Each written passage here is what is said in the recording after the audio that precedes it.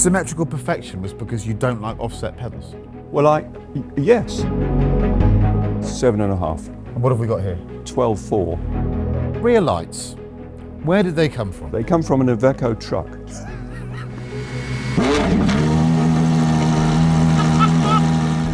The inside of your head's quite a remarkable place, isn't it?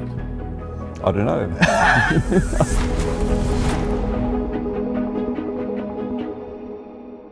Introducing what must be the two most spectacular cars for RM Sotheby's Collectors Week in Abu Dhabi on the 5th of December. Would you believe it? A McLaren F1 and a GMA T50. Furthermore, we've got the main man, Gordon Murray, to talk us through his two most famous creations.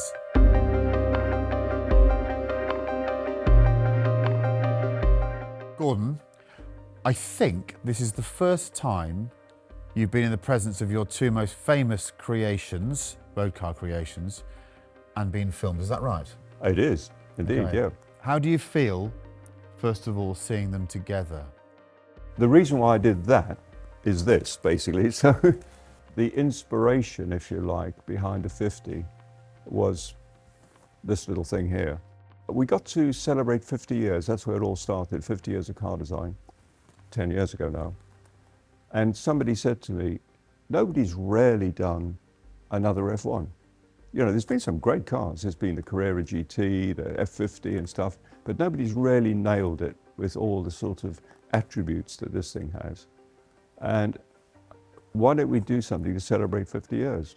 And I said, no, you know, just leave it be. But then I went and started thinking about it, and I thought it would be fun, you know, 30 years on, to do a modern version of this, if you like. The way technology's moved on, and materials and things like that.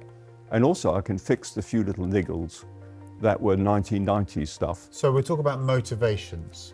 Yep. First of all, it sounds like you don't really like retirement. You're not good at retirement. You've got this milestone, 50 years, and also it's 30 years after this car. You've also got the chance to go back and I don't use the word fix, but the few times I've met you, you've always said, look, it's an amazing vehicle, but like anything, it's not perfect. Yeah. So you've had the chance to go back and tweak things. What was the primary attribute of the McLaren F1, arguably the most perfect sports car ever made, that you thought, oh, now I've got my chance, I'll tweak that? What would it be? Well, it certainly wasn't the overall driving experience No. at Ethos, because they both deliver that, and that was very different at the time. It was more sort of mechanical things that upset owners, things like the aircon didn't work that well, and little things like that. It wasn't like, oh, there was something terribly wrong with the suspension geometry or the aerodynamics, or it was nothing like that at all. It was little things like the bag tank you have to change every 5 years and stuff like that, really. But philosophically, it's fascinating to see. I mean, it's not often that we get to see the inside of someone's head. Because the great thing about you creative engineering types is we get to see the manifestation of what's going on inside here. And that's it, isn't it? That is. It is, absolutely. That's yeah. the inside of your head. Yeah. And actually, they're many years apart, but actually you can see where you're going. And I, as a car enthusiast, and I think I speak for the broader community of people that love cars, there's a philosophical purity here. It could be called a stubbornness, Gordon, about what you want in a car. Is that fair enough? I can be a bit single-minded, evidently. I think it's wonderful. So the 7 principles of GMA started in this car, didn't they? Absolutely. Yeah. Yeah. What are those? But first and foremost is driving perfection. So everything, I don't care about horsepower figures, 0 to 60 times top speed. This just happened to be a quick car. Yeah. That wasn't the reason for doing it. In fact, it took us 6 years before we even measured the top speed on it. It was all about driving perfection, which is our first principle. And lightweight, of course, engineering art. So I made sure that every single component on this car, even stuff the owners will never see, is a thing of beauty, and as light as it can possibly be, and that's carried over with 50 as well. It's a return to beauty, so timeless styling, nothing too fancy.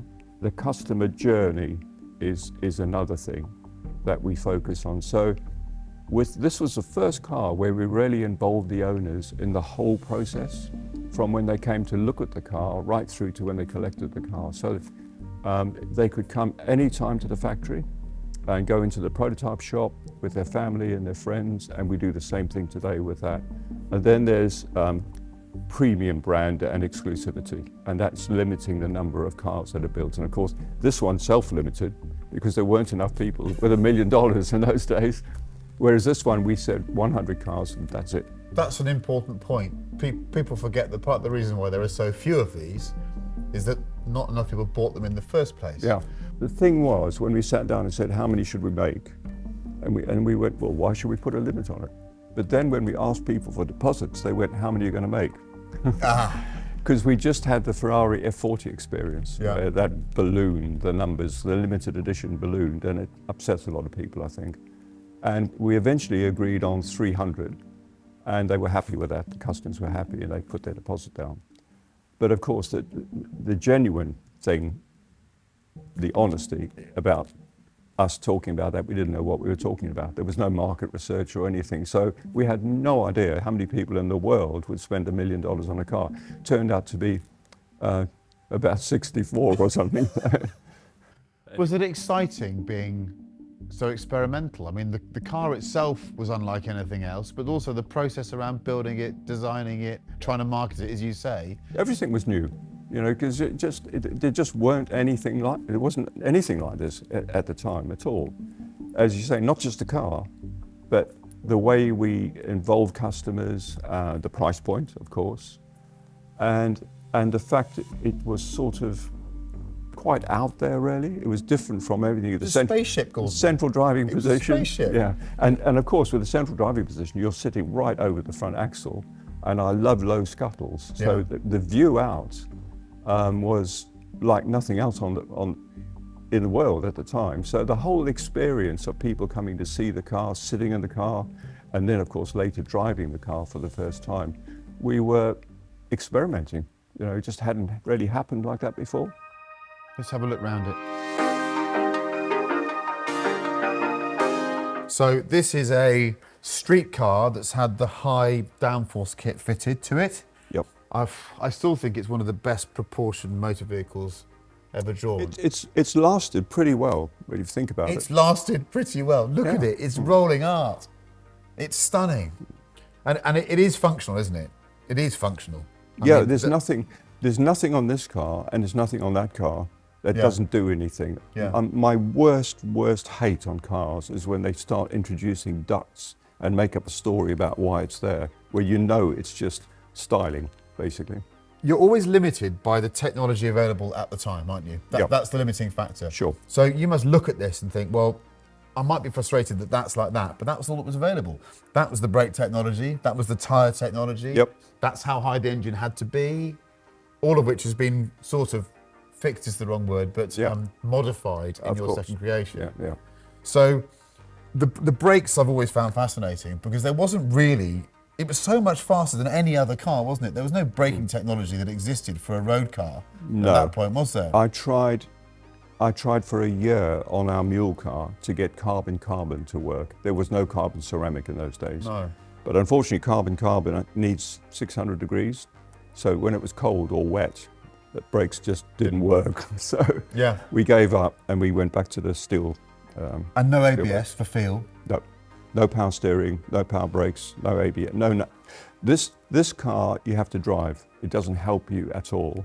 And we've been very careful with 50 to make sure that those aids, which you have to have now legally, Yeah. are not intrusive. Yeah. They're not controlling the chassis. They're there if you overstep the It's mark. a safety net. Yeah. Yeah. I still think it's a remarkable looking car.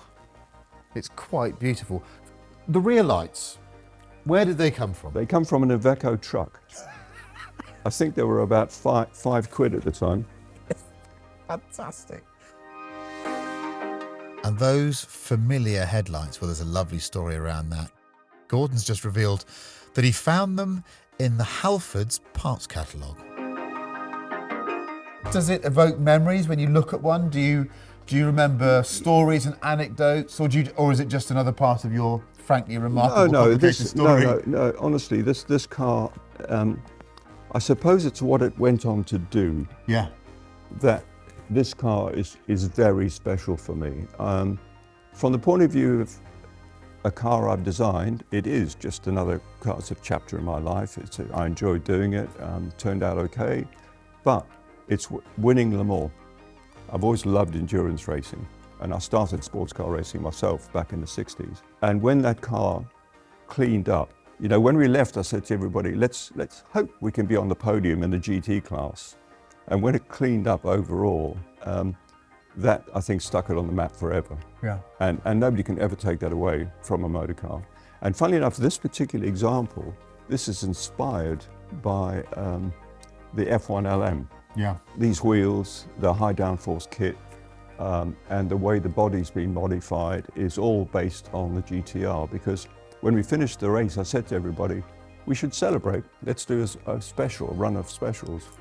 And we did the LM, of course, and that's what inspired people to come back and have this kit fitted. I think it looks rather good. Normally, I think wings spoil the shape of a car. Yeah, it sort of suits it, works, doesn't it? And also, we've all got used to seeing the GTRs. Yeah. So it does work. Yeah. I want to pop open this door. The central seat philosophy is the thing that's always made this car something quite different. Is it always going to be that way? Well, funny enough, I found an exercise book from 1969 where I'd sketched this layout, but I'd forgotten about that until we started researching for the book on the F1. What it was I drove, I benchmarked before I even picked up a pencil. I benchmarked all the current supercars, and there wasn't a lot around in those days. So we borrowed an F40, an EB110 Bugatti, a 220 Jag, 959? a 959, and I had a day on the road with them and a day on the track. And I wrote a list of what I didn't like. Quite a long list, I bet. It was a long list. They all had attributes, but none of them got everything right. Yeah. And I wanted this car to be as perfect a driver's car as possible. And number one on my list with all of them was when you do a supercar with wide front wheels, the intrusion into the wheel arch on lock means the pedals are all offset. Yeah. And I hate that. I really hate that. So you're telling me that this symmetrical perfection was because you don't like offset pedals? Well, yes, I used that benchmarking to exercise. I think you just dropped the biggest mic in history there. That's incredible.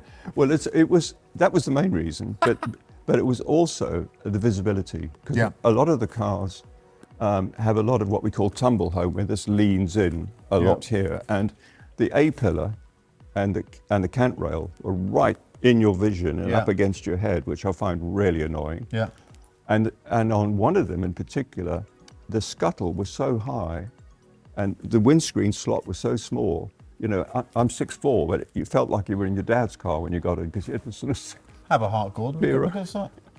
Peer over the dashboard. So I wanted this to have a very low scuttle. And at the time I had a Honda NSX, which has a low scuttle. It does. And so it was those combination of those things. And the third reason was a marketing one. Yeah. And that was, we're a Formula One team. We're a brand new OEM, basically. Nobody knows we're going to make sports cars. It's going to be the world's first all-carbon car, carbon monocoque. And why not sit in the middle? But then, of course, they're easier said than done. Then you have to start working out how to get in and out and all the other compromises that you make with the seat in the middle. But we nailed it in the end, and it's never easy to get in and out. No. We made it a lot easier on 50, but it's still a bit of a scramble. But boy, when you get there, is it worth it? It's interesting. Not many people are lucky enough to have driven these two cars, but I liken it to, if you watch television at home on your little television screen, if you had a normal TV back in the 80s and 90s, you had a view of the way things looked. The first time you went to a proper IMAX cinema and you had this panoramic view, that's what you give us. Because the low scuttle and you say the A-pillars being over here, Without being boring and having my jacket, my tweed jacket on, there's a safety aspect as well. Yep. You see more, don't you? You do, and one of my other rules is you should always have the highest point on the front wing, the front mudguard, if you like, exactly opposite the front axle line. Yeah. And when you're sitting over one side, it's quite difficult to judge apexes if you're traveling quickly. In this. But in this, you're symmetrical, and you know where the front axle is, so it's really easy to drive quickly on a narrow road. Yeah, well, I've had my mind blown by a couple of these. Let's move on to the T50. And as you consign both of these cars for RM, where did they come from? Tell us the peculiarities of that marketplace. Out of Denmark, would you believe? Really? Tiny little Denmark. Single owner, of course, owns them both, has more than this, has quite a significant collection. And it's interesting because not only Denmark, but all of Scandinavia really, there's more there than you would think. There really is. There's a comparison with Japan, isn't there? You could very much say that, because also, I mean, in many ways, of course, Denmark and Japan couldn't be more different, but in terms of the mentality, we're quite discreet. We don't shout about what we have, so people don't realize that this kind of stuff, this kind of magic, it's there. It's just hidden away a bit. But the passion and enthusiasm for these kind of cars, old and new, is throughout. That's across the region? I would say so. I'd say Denmark and Sweden probably mostly, but Norway has more punitive taxes, doesn't it? Denmark actually has some heavy ones as well, but yeah, I guess we overcome them through stubbornness. Yeah. And Finland as well. Though you'll find some quite spectacular stuff there. But I would say Denmark and Sweden are probably at the leading edge of it. But amazing collections. How confident are you that you'll be able to rootle out some more little gems like this? I'm pretty confident. I'm pretty confident. There's a lot of good stuff there. If you've got something, you know where to call.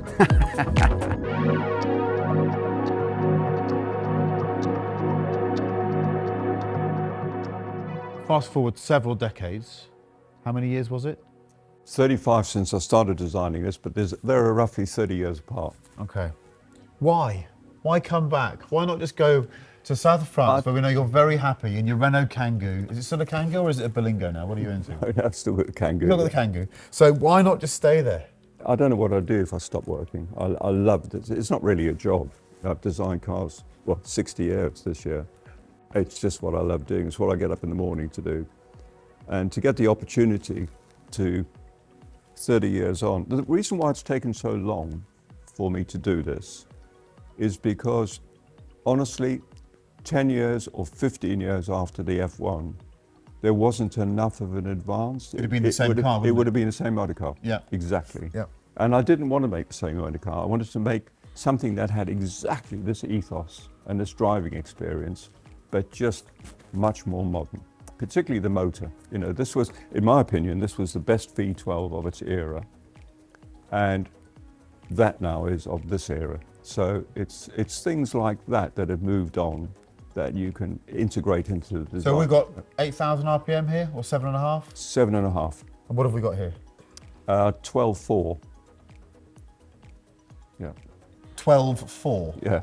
The hard stop was 12.4. When you were making and designing this car, and you were Mr. Rocha, if you'd said to him, yeah, 30 years time we'll be doing 12.4 in a street car, would you have believed him? No. No. And he was an engine designer. Well, actually, I started life as an engine designer too. I had to learn about chassis to do my first racing car. Yeah, I wouldn't have believed it, and he certainly wouldn't have believed it. But also tractable, usable. Yep. And reliable. perfectly. And reliable. Yeah. You know, it's fine having a car that raced 12,000 and you rebuild the engine every 3,000 miles or something. But I mean, this will go for 100,000 miles. Amazing. Right, let's have a look at it.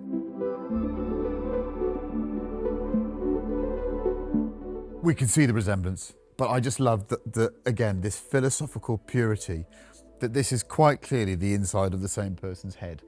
And do you look at the two of them and think, well, I should have made it look a bit more different, or I should have, or you're very comfortable? Totally comfortable. Love it. Yeah.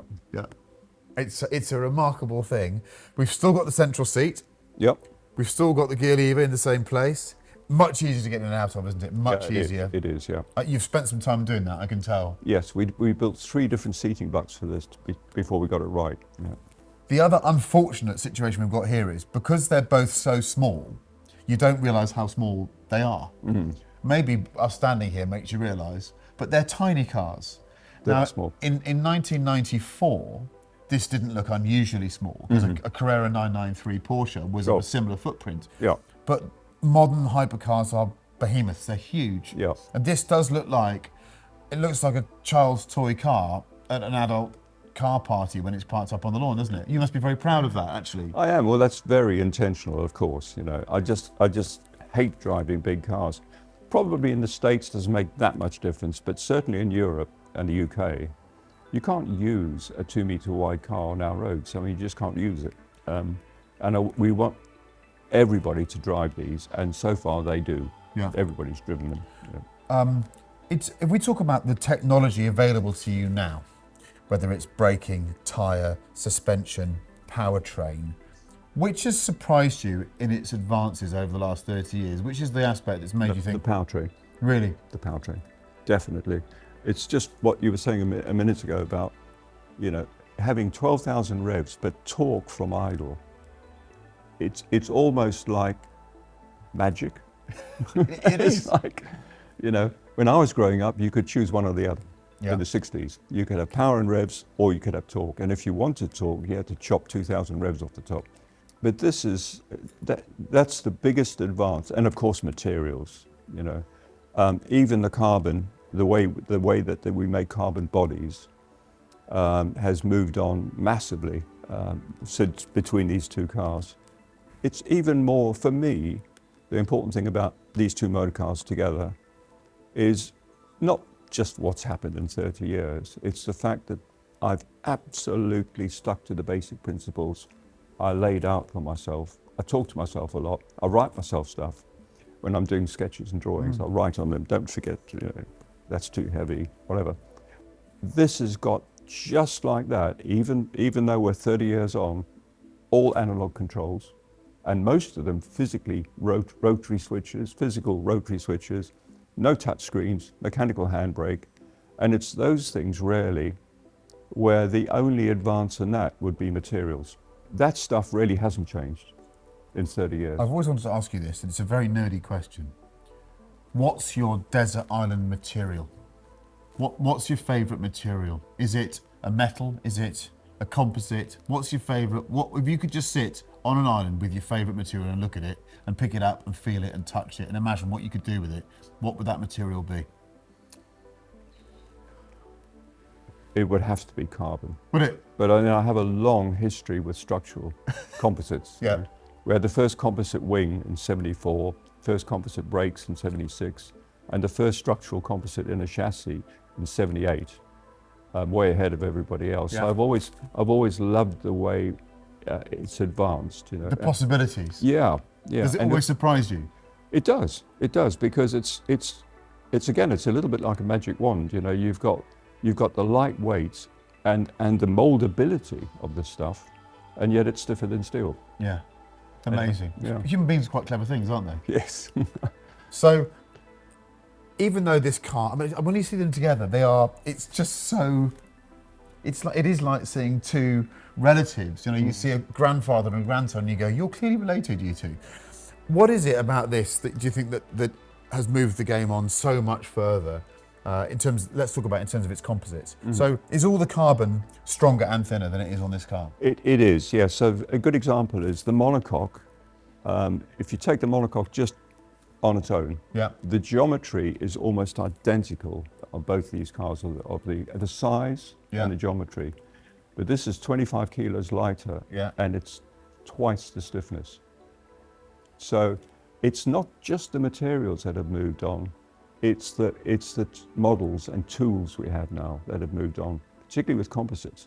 Every bit of composite on there, including the front crash structure, was hand calculated Yeah. because it just wasn't a tool to do that. Nowadays, with the analysis tools we've got, you can make the same thing, the same geometry, but you can change the plies, the amount of carbon you put into different areas, right through the car, and that's what we've done with this.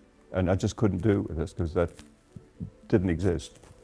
You went, you know, to pass that roof crush test, the A pillar has to be 3 mil thick, and it's 3 mil thick. This one, the thickness varies all the way up the A-pillar because the analysis showed us we don't need it all the way up the A-pillar, for example. So it changes all the way up here? Yeah. And what's the difference in thickness between there and there? In millimeters, I don't know, but it's probably 50% as thick here than it is at the root. The inside of your head's quite a remarkable place, isn't it? I don't know. I think it's the size of the package that I love and the purity. And also, as this car developed, there became quite a sort of public race to create the next generation of hypercars. And your philosophy, your direction was quite different to everyone else's. Absolutely. And I think at times, a lot of people would have been concerned for you. I don't think you were concerned for a second, were you? You knew. Honestly, Chris, it doesn't worry me at all. When we did this, and I said to everybody, just with that, the same as that, I don't care what the 0 to 60 is. I don't care what the top speed is. I'm not publicising, it's making the car because it's got more horsepower than anybody else. The styling, I want timeless again, rather than being sensational and then out of date in 5 years. And that's what we did with the F1, and I've tried to do that again with this. How does it make you feel when you drive this car? It's my last question for you. How does it make you feel? That's the most important thing, isn't it? If we don't care about the empirical side, we're talking about subjectives, how we respond to the machine. How do you feel? I'm just satisfied, let's say, pleased with it drives just like what I had in my head it should drive like, exactly. Within a few percent, which is the first time I jumped in that. I'll never forget, I jumped in and just drove it around the car park and I thought, yes, we got it right. And it was the same with this. Well, I've only driven one briefly, and my description involved a lot more swearing, if I'm honest with you. It is remarkable, and it proves that, if you take mass out, you don't need to have so much power, do you? Yep. Thank you very much, Gordon. Been a pleasure. Thank you.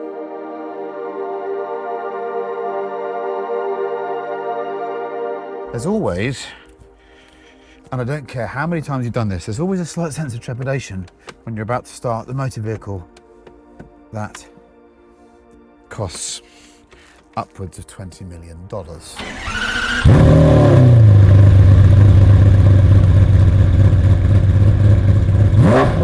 But we are on vapors. Let's go for a little drive. This is the GMA test track where I'm allowed to do 30 miles an hour. So I will do 30 miles an hour-ish. Gearbox is an utter delight. The steering is unassisted, it's heavy. I steer it with my shoulders or grimace and bite your forearm. The noise is, it's silky smooth, but there's a suggestion of power. I've got the dial straight ahead of me. I've got that white-faced rev counter that I used to dream about in Car Magazine from 1994. Such a gorgeous machine.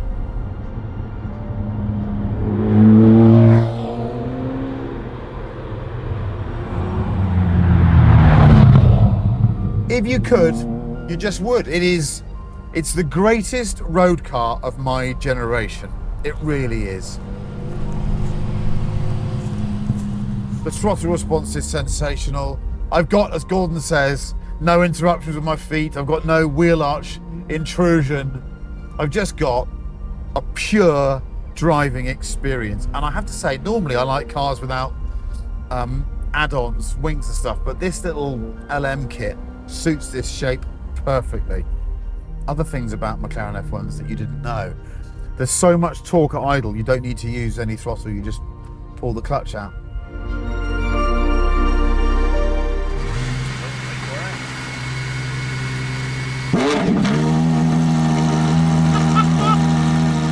So, first observation is how much easier this car is to get in and out of. It's because the ingress is so different. Also, we've got an electric power steering assistance system which cuts in at very low speed and then it goes away over a certain speed. I've driven one of these at speed recently. Tell you what, it's sensational. Again, the sense of space. Just the fact that he's got his own rule book. I like that. Gordon's got his own rule book. He's got his own set of standards that, frankly, other companies have different ones, and I think I prefer his. Steering wheel, small, a thin little rim here. So I've not got a big, fat, horrible steering wheel. I'm connected to the car. I mean, just cruising around, that engine is sensational. I'm not making excuses here, but there's something to be said for the skills required to make a car that feels very special at low speed. That, again, I think is the brilliance of GMA. It's making cars the like of which no one else is producing. You know, anyone else is making 1,000, 1,500 horsepower, great big hypercars. Who else is making something that's got the footprint of an MX-5, weighs less, and has got 670 horsepower? As far as I'm aware, no one else is. Love all the controls. He's so right, it's so true. Just everything's got a button. It's got a rotary thing that, oh, feel the click on that. Oh, pornographic clickery. So, let's see what happens in Abu Dhabi. Get bidding. Get bidding.